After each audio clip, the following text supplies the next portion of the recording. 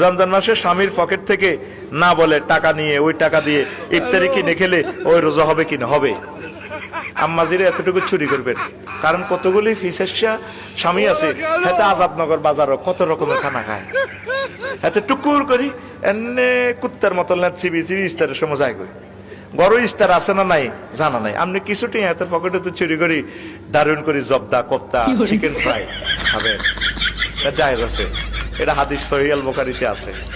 এর প্রশ্নটা করছিল হুজুরের শাশুড়ি আবু সুফিয়ান রাদিয়াল্লাহু তাআলা আনহুর ওয়াইফ, কারণে শ্বশুর তো কিপটেহা, রুহ তো হরানে খোঁজে, একটু গ্যারামিয়া দোয়ানে তো কিছু জিরেবি খাইতাম, দান টান বেশিয়ে লেতাম মনে চা। এভাবে মা বোনেরা দান বেচবেন, সুরি বেশিয়ে লেবেন, গাছ বেশিয়ে লেবেন, বুঝছেন, গাছ বেশি এটার মধ্যে গোবর লেপি থিবেন, বলে এটা হরি গেছে লোকে লই গেছে কোথায় একটা ঠাসাই খাইবেন।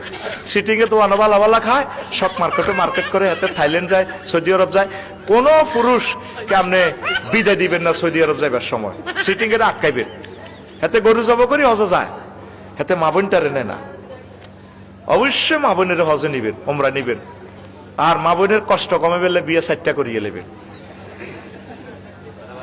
এটা তো মানতো না তিরা, এতে কবি কুত্তা মুছে দে।